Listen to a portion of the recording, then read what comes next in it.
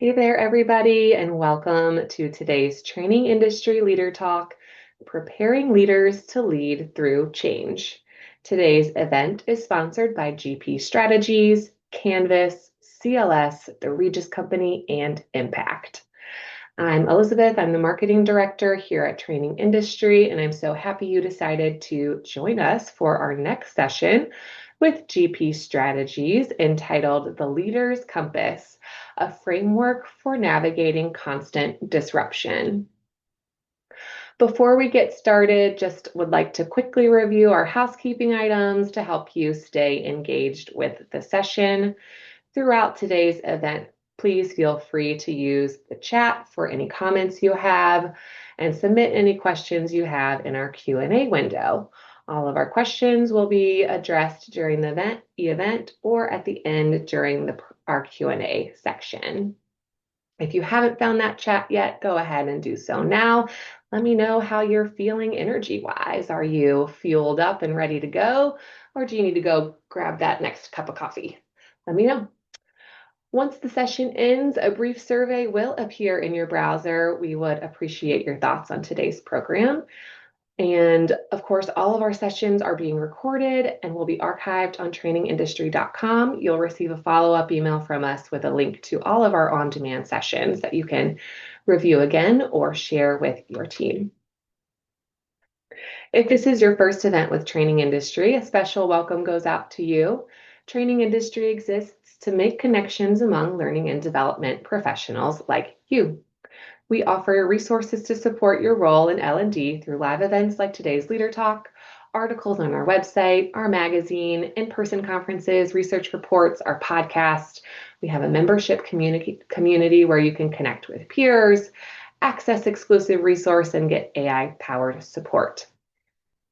Of course, we'd also love to hear what you learned from today's session on social media, so please follow us on your favorite platforms and continue the conversation there. Now, without any further ado, it is my pleasure to introduce you to our speaker, Nic Girvan. Nic brings nearly 25 years of global experience building inclusive cultures and future-ready leaders through bold, tech-enhanced learning that drives measurable impact. Drawing on deep expertise in adult learning theory and psychology, she's pioneered award-winning solutions like GP Strategies' flagship inclusion escape rooms and in the work behavioral nudge strategy. Very awesome, Nic. Great to have you with us, and I will let you take it over from here. Thank you, Elizabeth. I am so pleased to be here. We've got a great session ahead of us.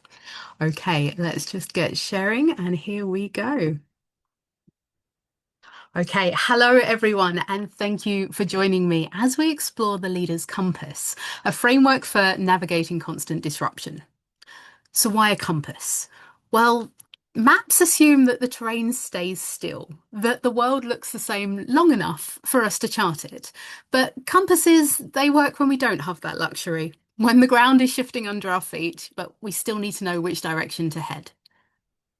I think we all recognise that our world is constantly changing, but too many of us are leading like it isn't. So we keep treating disruption as though it's temporary. We keep telling ourselves once the restructure settles, once the market stabilises, once we've implemented AI, then we'll get back to leading properly. But what if that moment never arrives? Forbes published the idea of continuous disruption. And that's very much what we need to keep in mind throughout this session, because if disruption is temporary, then yes, we can absolutely hold the course. But if disruption's permanent, then we need to reroute a little bit. And that's kind of what this session's about. You see, when I speak with leaders at the moment, the conversations are ridiculously consistent. I'm constantly getting told, I've never worked harder and I've never felt further behind. I'm getting told that before one challenge is resolved, another one's appearing, and that the strategy deck, yeah, that's only got a shelf life of about 4 months. I keep hearing how teams are more digitally connected, and yet somehow they're lonelier than they've ever been. And of course, we've got AI being adopted, so yes, there is the ask to deliver more with less, and now we want it faster too. If any of this sounds familiar to you, just take a deep breath and know that you aren't alone because it's not about loneliness and it's not about failing. What we're experiencing now isn't about you not being able to juggle enough. It isn't about you not being resilient enough. It's not about you being too inexperienced or too long in the tooth. It's because the leadership model that most of us cut our teeth on was designed for a terrain that holds still long enough for us to plan around it. And unfortunately, that terrain doesn't exist anymore. So, as leaders, we aren't failing, but the approach we're using may be. So, on that note, we need to think about the world that we're experiencing right now. And we need to think about how we're going to lead when our guidebook is maybe a little outdated. So, during this session, I want to rechart three things. I want us first to name the terrain that we're in, the reality that we're actually surviving. So, the pressure and the drifts. And then we're going to reset our approach. We need to look honestly about what to let go of and what to lean into. And then, yes, finally, we are going to set direction. I'm going to hand you a compass and we're going to try and figure out how to get ourselves back on track. What we first need to recognise, though, is that this may sound familiar to you. You may have been sitting for the first four slides going, I'm sure I've had a webinar before where they've told me we're not to blame and the leadership approach needs changing and everything's disrupted. Yes, yes, none of that is new, I'm afraid. That's very much the situation we've been in for a while. In L&D, we've constantly tried to adapt our leadership practice or at least label the terrain. What you're seeing on screen right now is probably familiar to you. First, we had the VUCA acronym, a military term brought into business after the Cold War. And the idea was that leaders needed something to explain how systems remained functional, but everything else was a little unpredictable. So we had VUCA. I love VUCA, and it held for ages. But then we knocked it and we decided now we've got BANI.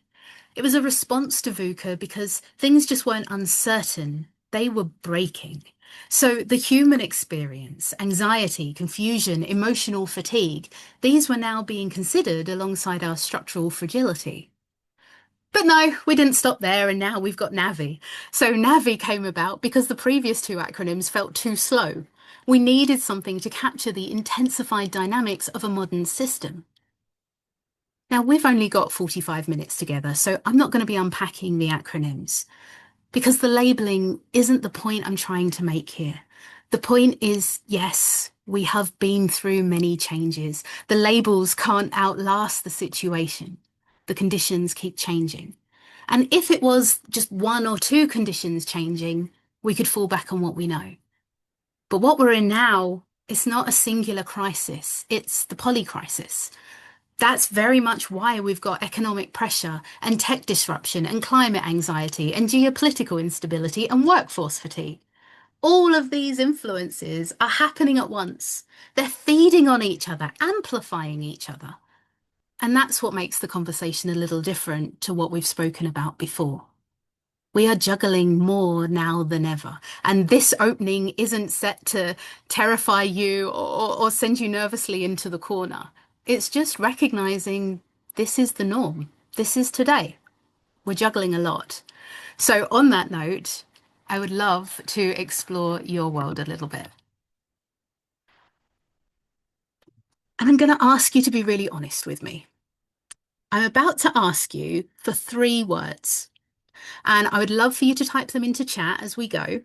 You don't need to provide me any context, no definitions, no explanations, just the word you've chosen each time. So I hope that your fingers are hovering over the keyboard because it's going to be incredibly awkward if they're not. But the first word that I would like you to share with me is what word would you have chosen to determine the kind of leader you wanted to be last week? So the version of you that you had on Monday morning, maybe it was present or steady or curious, whatever it was, type it for you now. Oh my goodness, you guys are typing fast.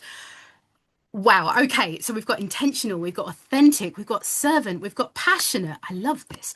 Open-minded, engaged. This is an exciting chat, and what incredible words to go for. I have to say, I tried this out on my husband and he came out with visionary. I was like, crikey, that's a lot for a Monday. But you guys are matching that. I love that we've got supportive, authentic, showing who we are and who we were going to be. Perfect. I can see that we're starting to slow down. I think Jean-Claude, you've finished us off with three in one go, which is totally pushing it, but we will take them all. Okay, now I'm going to ask you for your second word. Now, this second word may be a little harder to answer.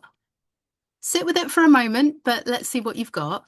The second word is, what was the type of leader your team actually got from you last week? The one that they experienced. So the same rules. How did they experience you last week in one word? Got determined, focused, funny. I love funny. Scattered, stressed, distracted, overextended. Yeah, Kristen, I get that, and you're not the only one to put that. Well-intentioned. Marianne, I absolutely love well-intentioned. Stressed, scattered. I think I would go with scattered as well. We've got frazzled, reactive. I know the chat was moving fast, but I don't believe I saw anybody write the same word twice. As in, your first word that you chose and the second word that you chose remained the same. We still had some real positive second words. So we still have things like authentic and supportive, but we also had things like distracted and stressed and reactive. Now, if you did write those, that's okay.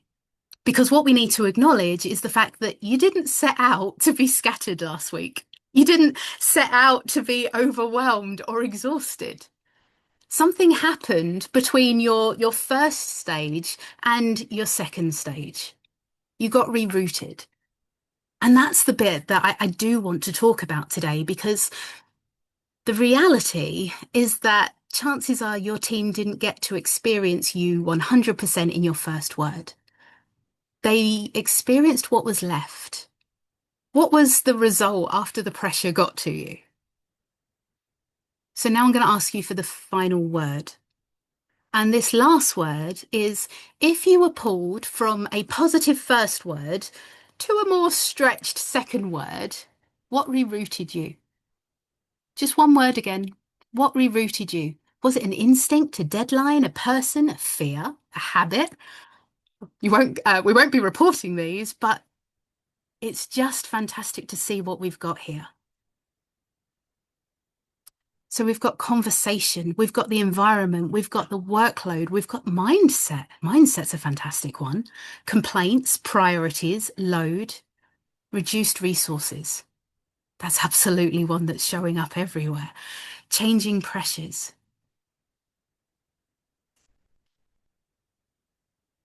I think the thing for me is that as we're looking down this list, we might have started with one word, but actually we're reading quite a few and going, oh yeah, it's a bit like a bingo card right now. I can go for that one as well. Now, these words, that's what's diverting us.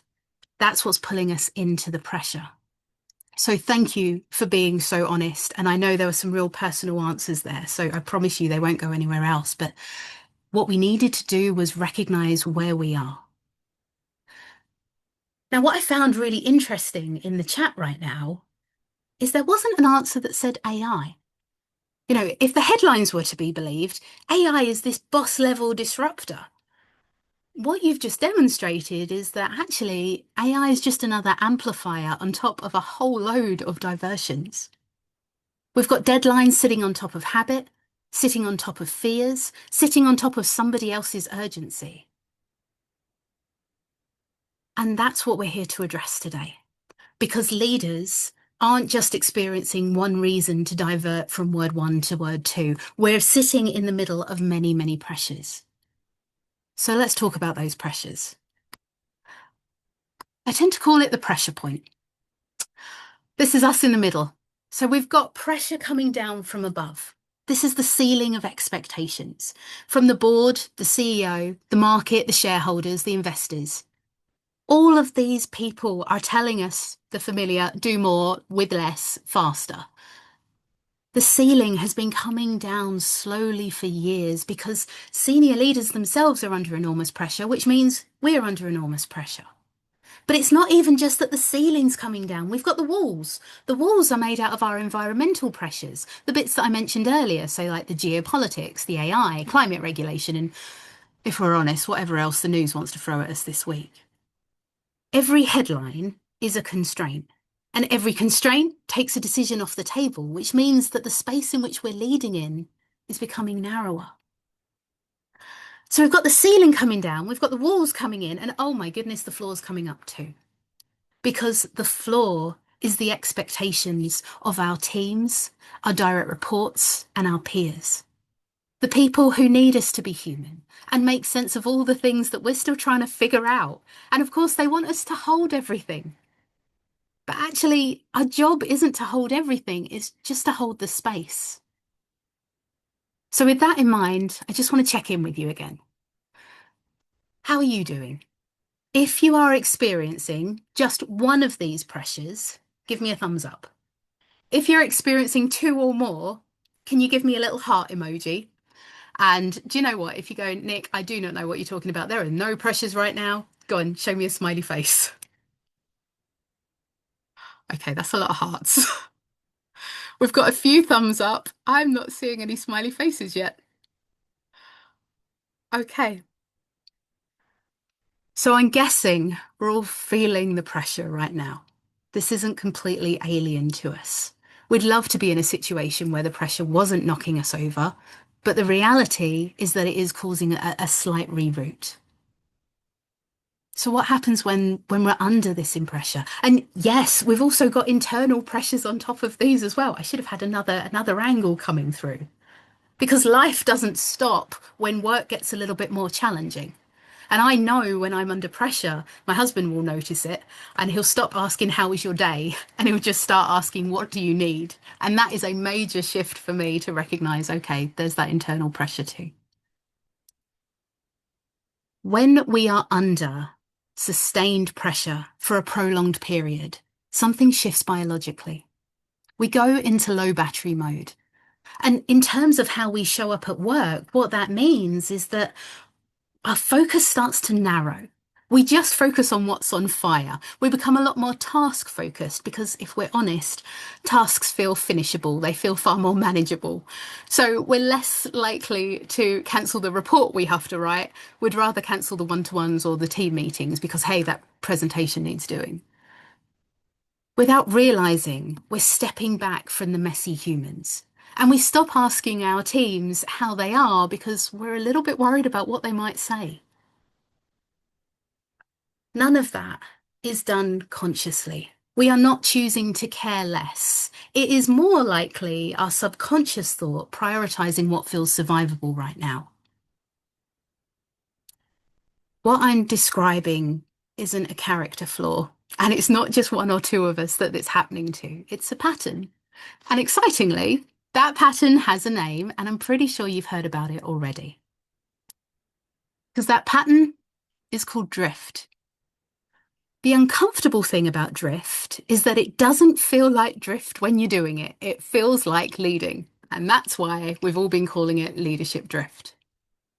But there are actually common patterns in how we drift. When I work with clients, I can absolutely identify where they're falling. So as I go through these, again, if this sounds like you, or maybe someone you've worked with, give me a thumbs up. So first up, we've got the overcorrector. They respond to pressure by doing more faster. Oh wow, the thumbs up are going. If I just work harder, I'll pull us back on track. Now the reality, you can't out effort drift. You just exhaust the team whilst you're drifting faster. But what about the people who haven't given thumbs up? Well, maybe they're an undercorrector. The undercorrectors go quiet. They're waiting for a clarity, which, if I'm honest, probably isn't coming. Now, their logic is if I just wait for a bit more purpose, a bit more confident messaging, then I'll put something out. I don't want to say something half planned and make it worse. Now, of course, the reality is that waiting doesn't feel like reassurance. It starts feeling like absence. And I saw a few more thumbs up there. But what about the disengaged?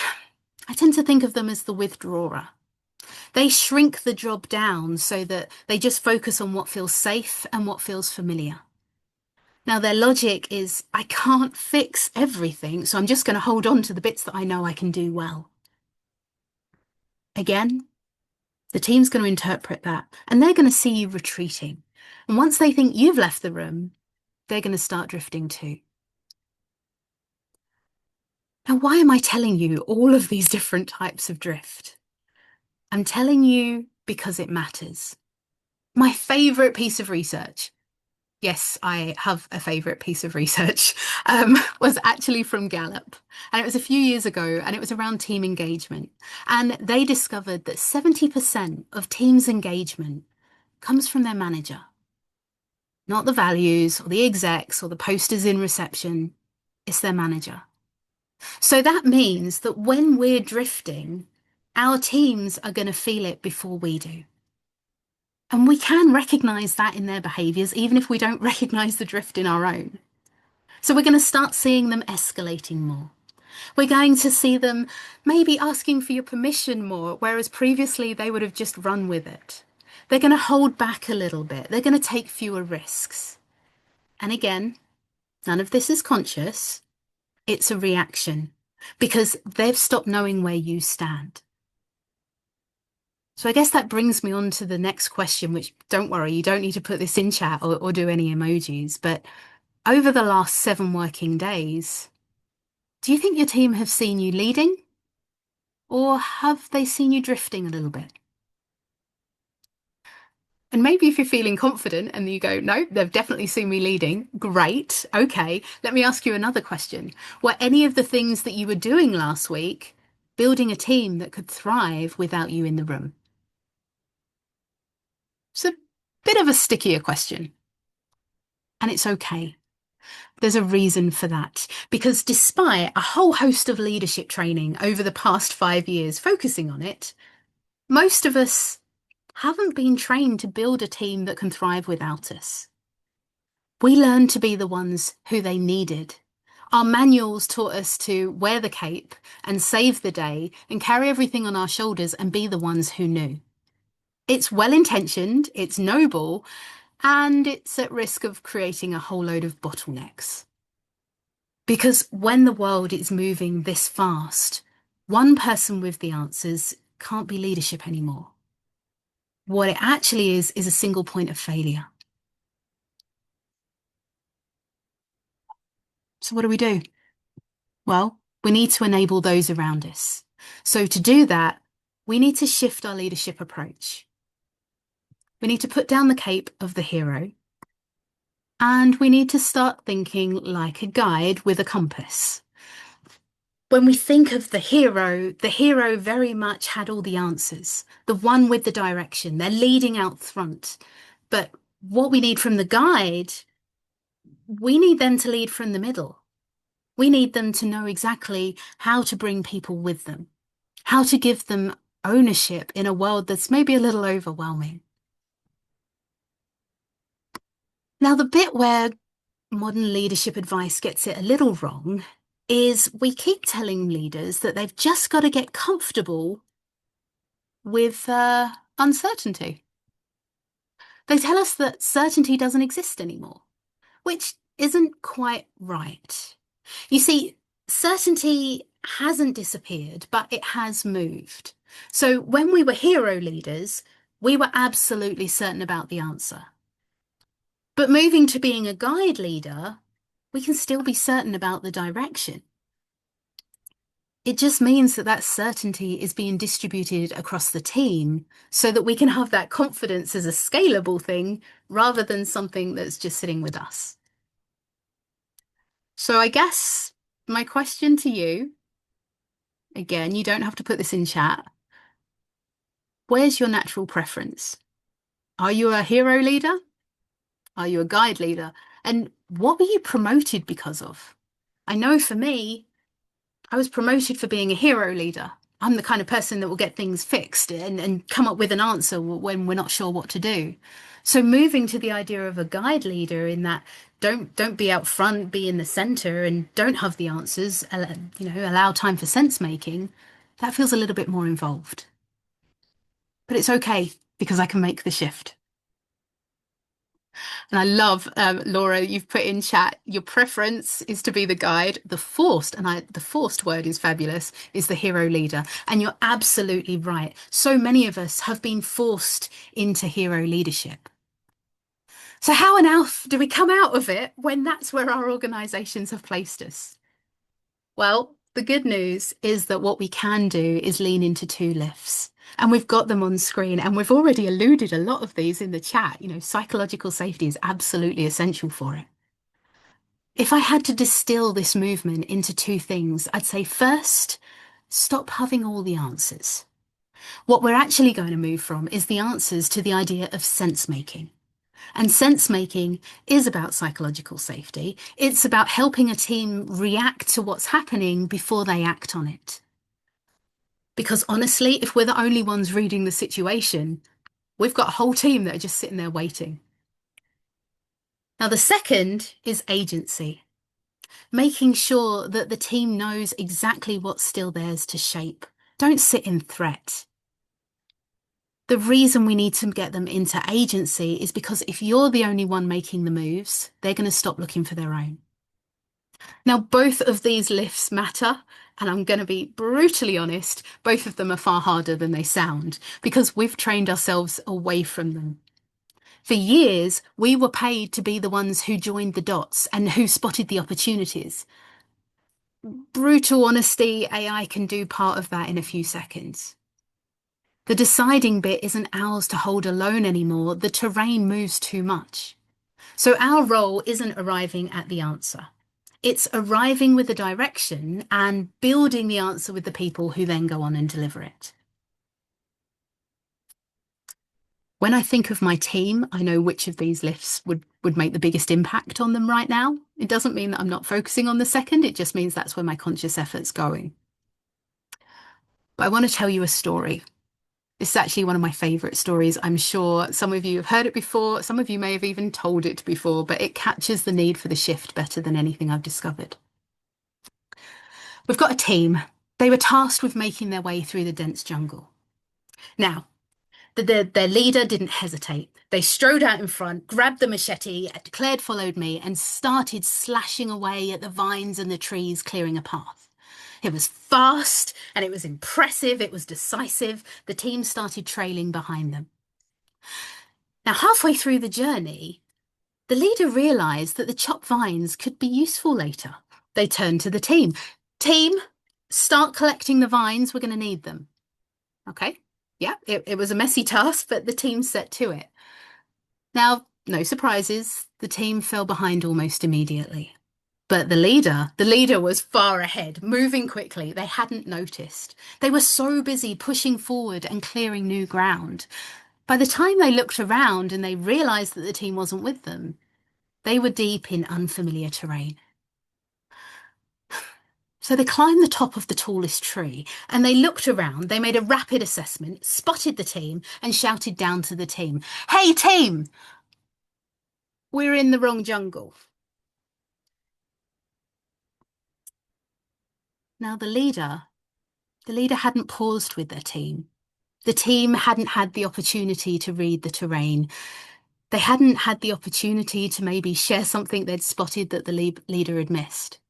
So that was lift one missed. There was no sense making in my story, which meant that when the terrain didn't match the map, only the leader would have known that. But of course, by the time that they checked that, they'd worn everybody out in the wrong direction. If we're honest, most of us risk doing the same thing every week. We're hitting targets that were set before AI, before the restructure, before the last three curveballs landed. We're chasing goals that might not even be the right goals anymore. Partly because we haven't stopped to read the terrain with our team.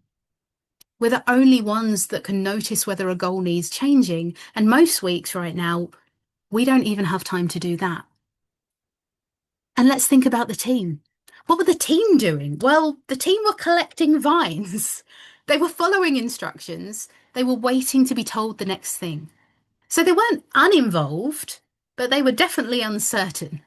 They didn't know where they were. They didn't know where they were going. They didn't even know if any of their effort was going to matter. So that was lift two missed. No agency. And if we're honest, this is where most of us do the most damage. We keep misdirecting and misdiagnosing what's actually impacting our teams right now. We love to blame uncertainty, but it's not uncertainty. It's the story that we keep telling underneath it. We tell them that this is happening to them, that someone else is calling the shots, that nothing that we can do is going to change how this ends up. Well, let me be brutally honest with you. That's not uncertainty. That's threat. So it's threat that's actually draining our teams. And that's why when I was trying to think of naming these lifts, I didn't go with reassurance. I didn't go with protection because I don't want to reassure them against uncertainty. I don't even want to protect them from uncertainty. I want to give them back some agency because reassurance isn't what's going to move the capable person who's learned to wait, but agency does. So we need to give them something real to shape. And that brings us back to the recognition of the difference between the heroes and the guides. Hero leaders are creating passengers, but guide leaders are creating thinkers. Hero leaders may think they're involving people, but most of the time they're just informing them. Here's what's happening. Here's the plan. Any questions? I mean, yes, it's very clear and organised, but what it's actually saying is, I've done the thinking. Now get on board. That's how your team becomes your passenger. However, if you can lean into the guide leader approach, then you do it a little differently. You don't pretend that your thinking is finished. You have the conversation en route. You say, here's what's changing. Here's what I know. Here's what I don't. And here's the bit I really need us to work through together. And it's that. It's that one shift that means the team isn't just receiving the situation, they're helping you read it. They're not waiting for certainty before they move. They're learning to think inside the uncertainty. And that's it. Those two lifts, all they're trying to say is that sense making stops you being the only one from interpreting the world. And agency stops you being the only one responsible for a movement. It's about the scalability. Now, don't worry. I know this is very simple on a slide, much harder in the moment, especially when you leave this webinar and all of a sudden the world goes crazy. Everyone needs something from you, and your natural response will be, it's okay. I've got this. I'll sort this. But that's why we're not stopping this webinar at this point. That's why we're saying this is what we need to do. But how do you remember that when the pressure hits and these points get forgotten? That's why we're going to pick up our compass. This is our compass. It's 4 directions. It's 4 places to check whether something feels off, because the lifts have told us what we need to do. We can recognize those. But the compass is for telling us when maybe we're a little off course. So let's go through the directions. If we start with character, characters are our true north. It's the version of us that our team gets when the week is hard. So casting our minds back to those second words from earlier, we had some beautiful words that still said supported and authentic and present. We also had some drift. So if our character is working, then the version that they get on Monday and the version that they get on Thursday are recognizable as the same person. The same values are holding, the same lines wouldn't be crossed. And even if the entire world is tipping upside down, your team know that they can rely on you to be you. That's character. But if you're drifting from it, then people start watching you. They start reading you before they speak. So maybe they'll edit the update or they'll soften a risk that they were about to flag. They're waiting to see which version of you is showing up before they decide what to say. And this is important because sense making doesn't just happen when people are walking on eggshells. But it's not just about character, it's about how we think.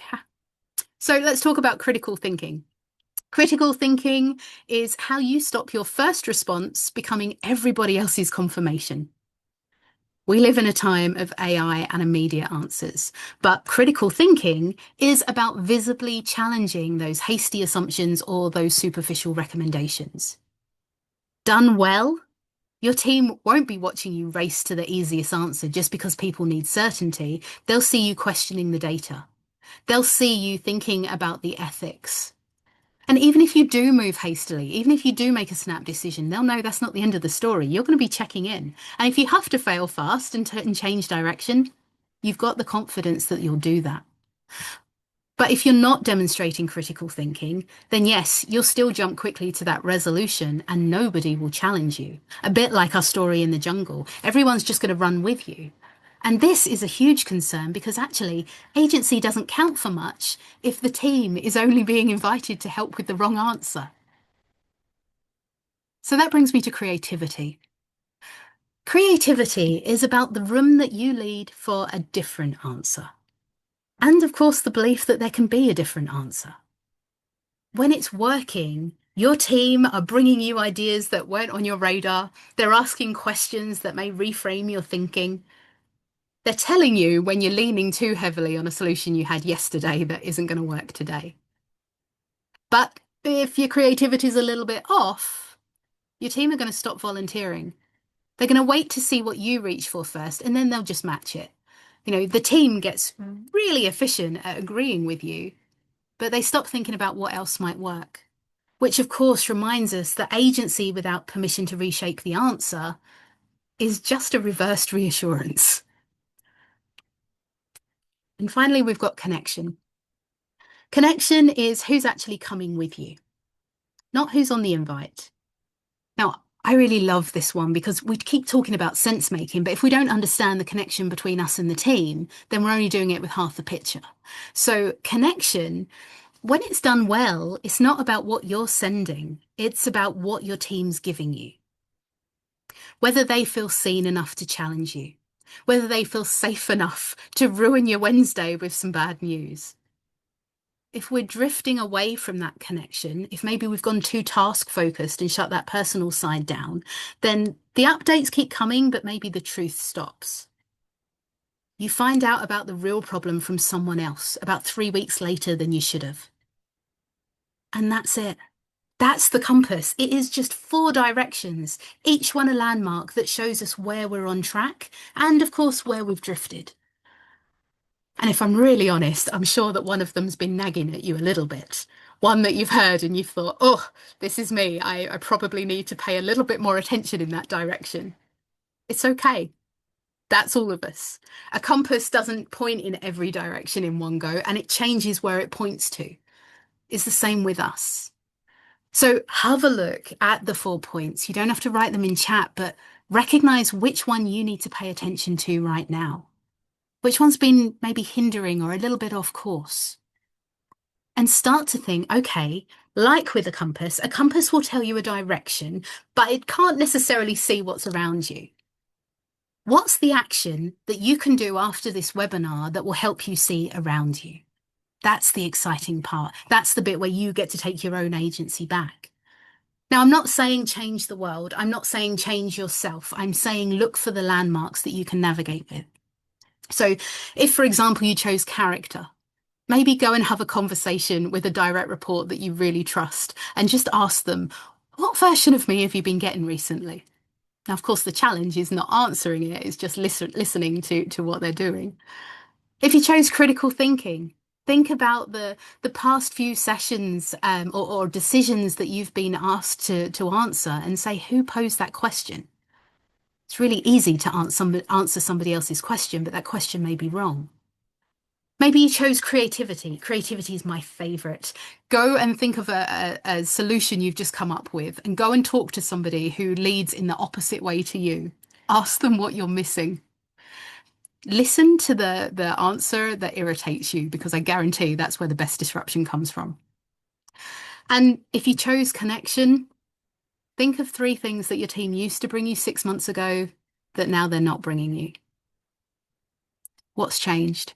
Because I guarantee it's rarely them. Now, you don't have to change the world. You don't have to commit to the perfect outcome, but I do want you to take away from this session, this is the direction, and this is how I'm going to get my bearings. Because we've come to the end.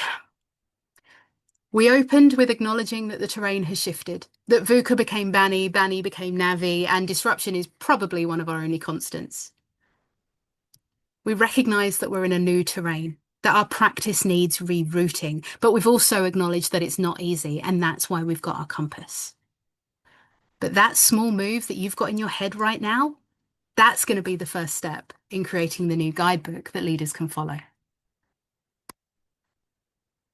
So I know we're short on time, but I know we've got some great questions in the wings. I'm going to bring Elizabeth back in and stop sharing. That was amazing. Thanks, Nick. I know I need to print out that compass and put it here so that I can have that visual reminder. That was really great. Um, if you have any questions for Nick, there is some time to pop open your Q&A window. Ask those now. I did see one come in from Kelly who asked, how do you build guide leaders in an organization that still requires hero behavior? Ellie, you're so spot on. You've just cut through all the noise and I love it. Honest answer, you're not going to build guide leaders just by running a leadership program. You're going to run the leadership program and you need to change the culture, because as leaders, we respond to what's being rewarded. And most organizations are still rewarding the person who jumps in and fixes the problem and saves the day. If you want guide leadership, you've got to start to reward it. Start noticing the different things. Notice the leader who stepped back rather than stepped in, the manager who got their team thinking rather than giving them the answer. I love it when I do manager appraisals, and instead of saying, what have you achieved? I say, what have you empowered your team to answer?